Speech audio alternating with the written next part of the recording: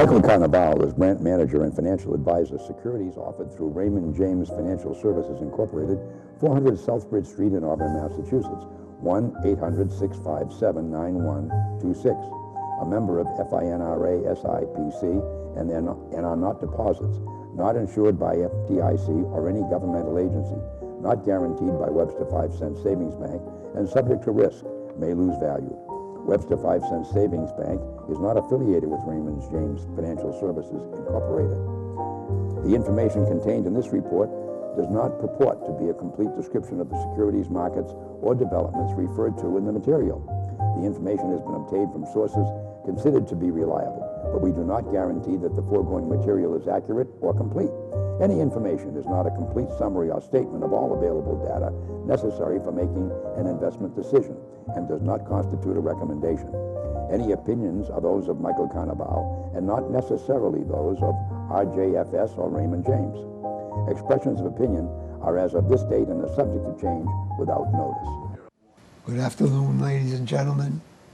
This is Richard Morchoe, and today we have, as usual, for the July episode of Conversations with, along a report, Mike Carnevale, who will discuss where the economy is going.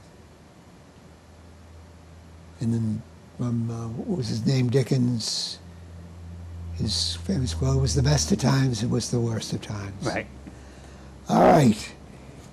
This is reporting on June. Dow was back over 34,000. Mid-year 2023, up 3.8%. S&P 500 up 16%. NASDAQ up 32%. 30-year bond fell to 3.85 from 3.86, but the 5-year closed over 4% at 4.13. 13-week Treasury is now 5.2. Yield curve, 10-year, 2-year, still inverted at negative 105 basis points. Now the yield curve is, if it is inverted, it's supposed to predict a recession. Right. So what's happening with that? Well, it, like leading economic indicators, has been inverted for well over a year. It's actually at its worst level now. Okay. So we'll wait on reporting the doom until we get down to the leading indicators. right. And while you are waiting, don't get up, listen to all of it, and then you can panic. Okay, June range 9 to 12 in performance, but not this year. Right. Dow closed over the 30,000 resistance level point, but has been trading between 33 and 34,000 most of the year. July ranks 4th of the 12, this July, I This think, July. of the 12 months. Last 8 have been up, average 3.6. 12 of the last 14 have been positive. Yeah. Well, what does that mean? The good times roll? Well, it's interesting. We had a very big rally in June. S&P now up 16% for the year, as you said, and the NASDAQ's up over 30% for the year. And now we're heading into a month that, at least over the last 15 years, has been very good. The question now becomes, based on some of these technical indicators, have prices gone up so much that, we may be seeing the top What goes of up the year? must come down. Could go down, yeah. Could. Oh, it won't say must. It'll Right. say It could, yeah. Okay. I mean, I think, you take a look at where we were December 31st, and all the prognostications, right? Oh, interest rates are going to go up a lot. Oh, this inflation is really bad. Do you see what? And then you fill in the blank what the president, what the Congress, whoever you want to say did. I'm going to do nothing. It's time to get out, right? Yeah. I mean, this has been an exceptional year. The Dow up roughly 4%. Not great, but most people don't own just the Dow. Most people are in the S&P. Maybe they own some mutual funds that are involved in some technology issues. So sometimes the Dow can overestimate how good things are. I think this year it's underestimating how good things have been for people who have been in the market. Look at the smile on that, the sublime smile. on And that man's face. yeah, but wait a minute. I mean, inflation is bad. All these things, higher interest rates. The market never goes up with higher interest rates. Well, that's not necessarily the case. But it's all those things that people get bombarded daily with these headlines that kind of taint them, and you lose focus on the long-term objective. Well, do you think that's true? Or, as you say, they're bombarded with this. After a while, how much do you pay attention? If it's, when in your life, if you had everything's perfect on the news? Oh, never. Never. But if it bleeds, it leads. Yeah. But you're constantly bombarded. If it's not 24-hour news, it's 12-hour news, and after every commercial, it's the breaking news logo, and it's... Well, the breaking news is now a joke. This and that. Everything's breaking news. And I think it gets people to stop. The president said a complete sentence, breaking news. Yeah. Well, that is breaking news. Right. But I mean, I think if just the sound of that makes people stop. But don't you think they get inured to that? And yeah, breaking news. Okay. I'm not so sure. I think if they did, it would stop, because it would be losing its effectiveness. I think people, oh wait a minute, something must have happened. Breaking news, and it's an accident on whatever highway you want to mention. It's that affects a few people, but it doesn't. If you're not involved, it doesn't affect you. And I think it's like this, Now, the national news, with CNN or MSNBC or Fox, yeah, if they're all they to didn't blame. if they didn't start a segment not about the local boiler fire at a little coffee shop or anything, but national news, everything is breaking news. Who buys that anymore? Well, I think people still do, because if they didn't, They would give it up. they would give it up. over. Yeah, I think that still captivates people, and it gives people a sense that they're getting something. Ooh, before you didn't know until after the fact. I'm getting it as it breaks. That must mean it's important, and I think it's clouded people. I mean, 6 months ago you couldn't get anybody to. I'm going to stay, in my interest-earning endeavors. Okay.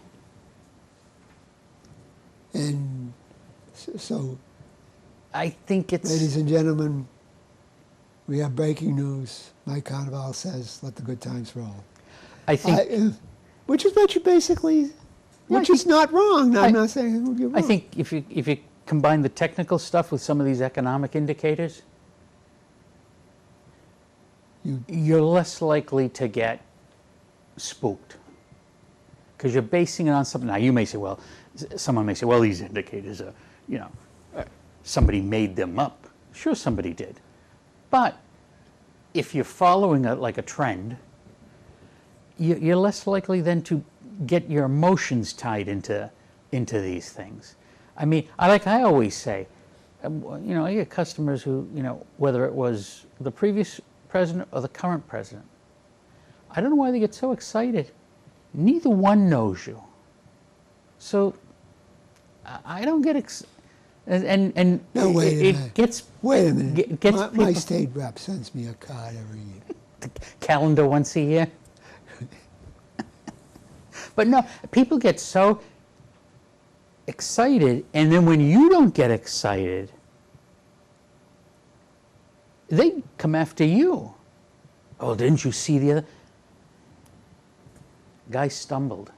Let me ask you something. Have you ever stumbled?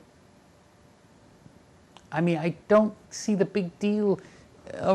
And you know, it's, you can get a very distorted picture, I think. And that's what I think has hurt a lot of people. Because a lot of people could be much better off. We're talking, if you had the funds to invest and you invested over a long period of time and didn't listen to all the other stuff, be in much better position. And unfortunately, they're sort of in the same position they were, give or take a little bit, 5 years ago and 10 years ago. And if you ask them what happened 10 years ago, they couldn't tell you, because they were living off what was going on day to day. And, you know, well, it would have to be something really big for them to remember. Right. Do you think they remember 2008, 2000? Oh, sure. Yeah. I hardly remember. Yeah, I mean, I remember. Because you were in the business, right. But I think a lot of times people, you know, they make long-term decisions on short-term information. You know, do you think you're going to be better off 10 years from now? Well, geez, if you don't think you are, well, then you might as well do something so that you won't be around in 10 years then, right? So, I think it's just, and people, it's really, I've seen both sides where it's really hurt people, and then I've seen where it's really helped people. And has nothing to do how smart they are, how much money they have. It's more or less,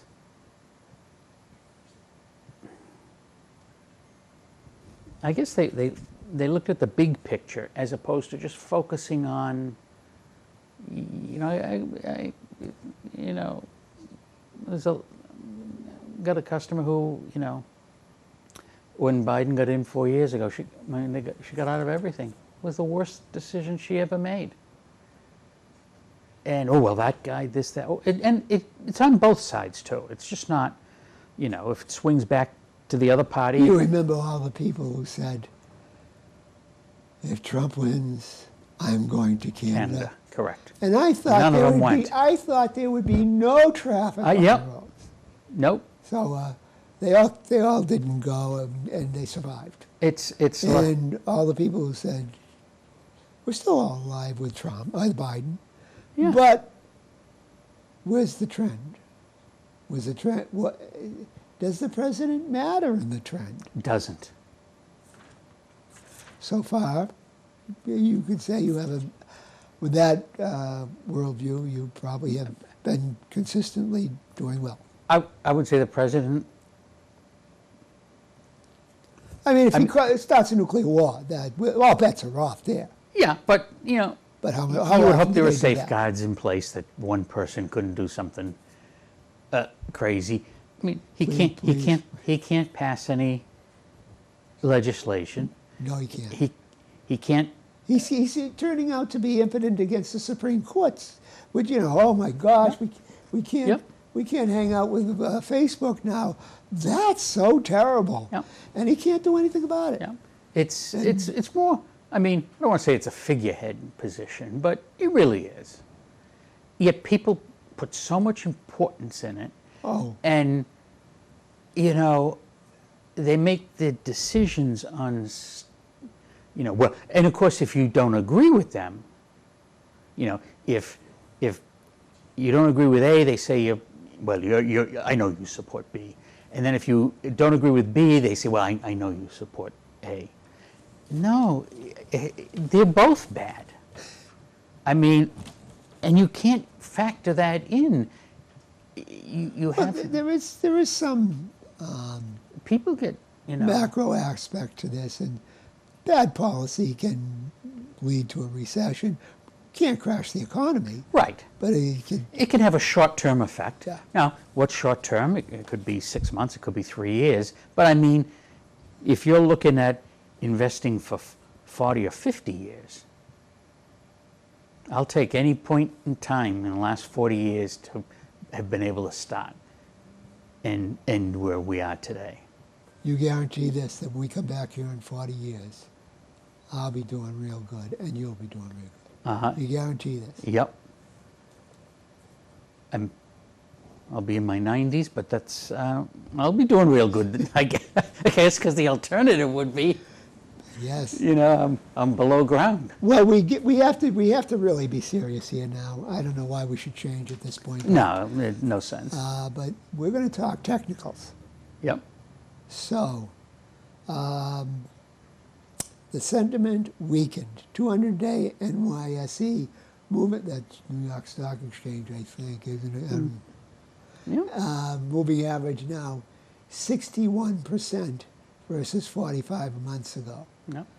The 40 to 80 is average, so we're right kind of dead center. Yeah, it's weakened a little bit, but you would, you know, if you said, okay, if you've been following these technical indicators and somebody said to you, in the past month, the stock market was up pretty good, what would you expect the indicators to say? Well, I'd expect that they probably weakened a bit. So if they have weakened, you don't panic and say, oh my God, the indicators have weakened. No, you suspect that because prices have really gone up. So if the indicators are going in the direction you think they should go, and the market tails off a bit, there's no big surprise there. And that's all these indicators do, is they guide. What kind of guidance will we get with the volatility index? Again, that's a contrarian indicator. So it fell again last month, meaning less fear. And historically, when do people become less fearful? When things are going pretty good. So you got your monthly statement a month ago, and now you see the statement currently and it's up. You're not worried. And that kind of, it reads into that volatility index. It's really, I mean, almost historically low. That's a negative. So at 13 now, low fear. Very low, extremely low. Okay. And so we should see A downturn at some point. Odds would favor now, it. how often has the VIX, the volatility index, predicted that it has actually happened? Historically, since the I think it was founded, I think it was by some economist at Duke, I'm not 100% sure, in the early 70s. Historically has a very good track record, but like we've seen on a couple of these indicators, most recently, like the last year or two, it is not, I mean, had a good record. Volatility has been very low for a long time. So, you know, again, you don't put, you know, all the eggs in one basket, so to speak, so you don't pin your hopes all on just one indicator. That would be one I would, of the 4 or 5, that would probably be the one I would look at fourth or fifth in line, because it hasn't really done predictability-wise well, you know, in the last couple of years. Where would you put the stochastic? And give a little definition of the stochastic oscillator and tell us where you'd put it. That one is probably near the top, maybe even above the 200-day moving average. Because the oscillator is going to talk about support and resistant levels. We talk about that with the Dow, right? Yeah. 34 kind of on the high side, 33 kind of on the downside. So that one's probably the most important one, and is also the most sensitive. So you can see, like in the past month, it moved 20 points. You know, the other indicators did not move to that level. Well, that movement, what does that say? Well, the higher the number would indicate, if you didn't know what the Dow did, and you said, hey, the stochastic oscillator went from 64 to 84, 100 is the highest in a month. What do you think happened to stock prices? You would guess they went up. Yeah. And that's exactly what they did. They've gone up so much, so fast, because it takes into account not just the support and the resistance, but how quick the movements have been. It's been so quick that it moved it from being sort of fairly valued to now prices are being overvalued. Usually that means the indicator is over 80. You know, so it was nowhere near that a month ago, 64. Today it's well above that, and actually in the overbought or overvalued category. So you'd expect that with the big price increases that we've had. Then there's that catch-all one, the Fear and Greed Index, which is a made-up index by CNN, which takes into account, I don't know, 7 or 8 or 9 different technical indicators that they put together, however they do. And that shows, you know, again, something similar to like the volatility index, the amount of fear. So you see the relationship between volatility index and the fear and greed index, right? Volatility is really low, meaning fear is low. The fear and greed index is really high, meaning today it's in a period of extreme greed, over 75 points. That makes sense, right? Because when do people get more aggressive, more greedy? When they're not afraid, right? Essentially. And those two indicators kind of, I think, complement themselves. So if you look at all this, you say, well, okay, you know, based on this, what do the next 30 days look like? I would say, I bet the market goes down. Because things go so good. Because everything tries to go back to the medium point. All right, major news. Well, Fed voted no change. They were about except the for only the one hikes who will did. come, yeah. Right. Powell gave semi-annual testimony before Congress. And nothing new. No, it will take time before rate hikes affect economy. No rate cuts this year. The highlight was Powell at Dean and Company concert on the 3rd. That was a Grateful Dead tribute type concert. And that's, you know. I went to one up in New Braintree. Well, Okay. Yeah. And so he talked, you know, Financial Services, House Financial Services Committee, and then the next day he went to the Senate Banking Urban Affairs Committee. He talked for, I don't know, 6 hours. Did we learn anything? Yeah. That he's a Grateful Dead fan. Has been for 50 years. Well, that's the only thing that came out of that. Nobody wonders what he's been smoking. No.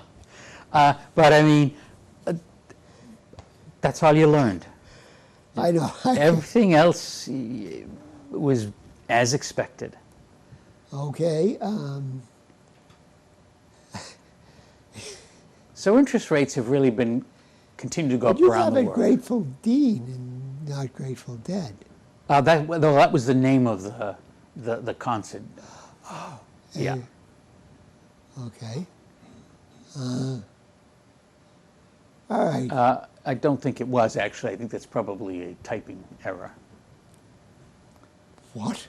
Well, the interesting thing about spell correct, sometimes it will say, you know, that's a real word. And I think that's what it was. I'm positive it was now. I am not always in concert, so to speak, with my spell correct, so I understand that. What was that? What do they call that? Autocorrect. What is it? Not spell check. Or, yes, spell checker. You know the guy who invented it?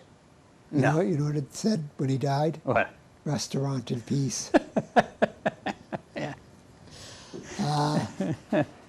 Anyway, okay, so the interest rates in foreign countries, Australia, European Central Bank, Canada, Norway, Switzerland, and Turkey all hiked. Yeah. And of course, Turkey, you know, Is the most interesting. the clown country. Why isn't that at Argentina level?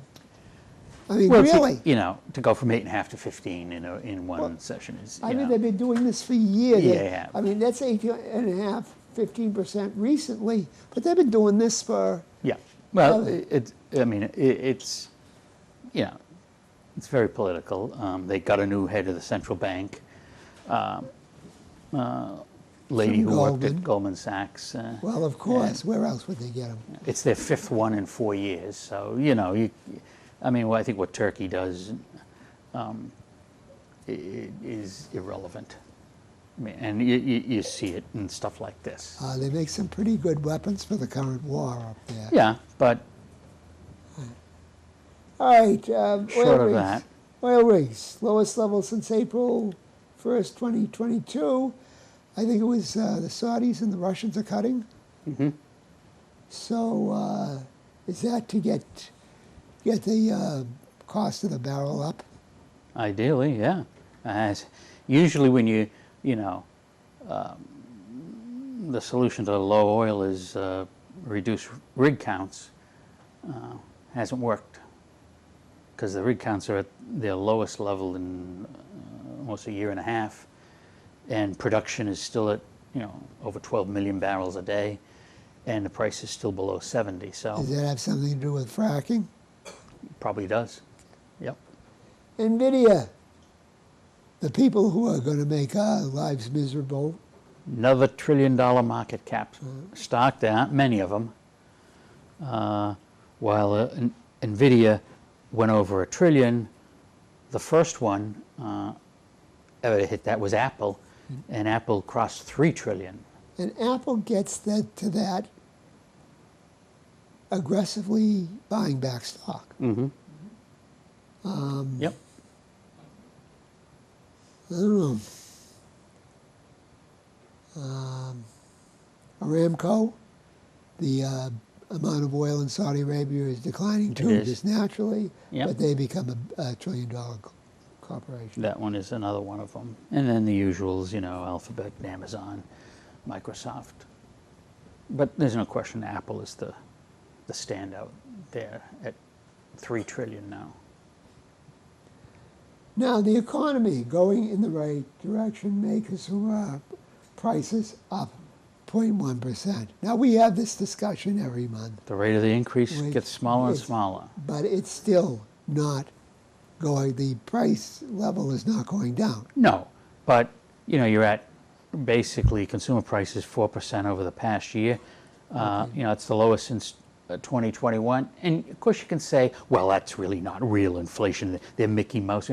It's comparing the same items at different time periods. So, It's certainly within their target, they can say. right, it doesn't matter whether it's, you know, well, have you ever, you know, and this is the thing that people get tripped up with, right? They, you know, in addition to the political stuff initially, which keep them out, they also get tripped up on stuff like this. Well, you know, have you ever been to the supermarket lately? It's more than 4. That's not what they're saying. They're saying, look, we're measuring the same stuff and the rate of increase on the same stuff. It may not be any of the stuff that you buy. You may be the unfortunate one who has to buy the stuff that is. No, I mean, no, going I up. don't buy what people usually buy. I just buy food and I it's- gasoline it's- and you know. And so you don't do anything. Yeah. And you know, back in December, you said, oh my God, inflation is so high. The stock market's going to really be bad. Yeah, okay, if that's what you think. Well, 4, 16, and 32%. Now, nobody made 32% in the last 6 months, because unless you were all in the NASDAQ. Nobody made 4%, unless the only thing you owned was Dow stocks. But you made something in between. Probably greater than inflation. One hopes. If you take a look at Greater than inflation, or at least reflecting inflation, right, which is what the stock market has done since forever. yeah, I mean it's outpaced inflation long term. Has it out just trailed? No, it's. I mean, inflation historically is 4 or 5%. The market in generally is usually 7, 8%. You know, if you're talking the S&P 500, it depends on how far you want it. You can prove anything by the year you start, but if you go back long enough, Okay. But you got to be in it. Okay. The reason people are not beating inflation is, you know, oh yeah, you know, the stock market, S&P did X amount over the last 20 years. Were you in it for the full 20? Oh, well, no, I got out. You know, when it was really bad, I got out, and then I waited, and when I felt things were better, I got back in. That's why the average investor underperforms so badly, because, you know, and they think that, well, see, inflation's destroying. No, you weren't in the full time period. You know, you're measuring. Okay. Okay, I just wanted to. We got to get to the leading indicators time. Well, that's been another very negative month. It's like I don't know, 14 months in a row down. Down. And really no improvement. No improvement. Which how many months? 3. Usually 3 months. Officially is a recession. Generally signals 14 the start months of is what the heck. It's been the longest period since 07 to 09. And so, like that volatility index, and we mentioned this before, it maybe wouldn't put as much emphasis on leading economic indicator, because there's obviously something wrong with that indicator. Well, it's, you know, what is perfect? Now, jobless claims, we got to get to this. 239,000 versus 213 a year ago. Last 4 weeks averaged 258,000. 250,000 hurts the economy, Right. which hurts the economy. Right. So, we have been hurting the economy. the indication is, you know, the last month or so, the numbers are high enough to begin to start to hurt the economy. So you would expect if that continues, growth is going to fall off and unemployment's going to start to rise. Now, before we got to talking at all, we discussed a number where I pointed out the number of long-term unemployment and those not looking for work is at a historic record. Right. More than the Great Recession. We're not going to talk about that today because we don't really have time, but it's a question to be discussed as to, is the economy really doing much for the worker? Well, there's also a lot of, not record, but near record open job positions. Now, they fell recently in the last month, but I get calls daily from Yeah. McDonald's telling me to come on the line. are you looking to make $17 an hour? Or? When they get up to $32.50, I'm on the line. Okay. All right. All right. And the employment report, Still good. I mean, still good. 29 straight months of creating jobs, non-farm payroll jobs, which and is. I know it's creating because he tells me Joe Biden created all Well, it that. doesn't. You know. He tells me that. I would suspect that he didn't create any job. It was probably. I'm sorry. It was probably companies and. So But see, you're not a patriot. Well, again, both sides do the same thing. And the answer is, I don't think the answer is always never on either side. It's something mixed up in the middle, and it's companies who create jobs. It's not the government who would, and certainly not. I mean, maybe he did make a phone call and say, hey, I got this guy in East Brookfield who's looking for a job. Could you Well, hire him. it wasn't me because I'm from West Brookfield. Oh, see, Ladies and gentlemen, this with is that, that's it. been the July Conversations with, and we want to heartily thank Mike Carnevale for putting up with us. See you next month.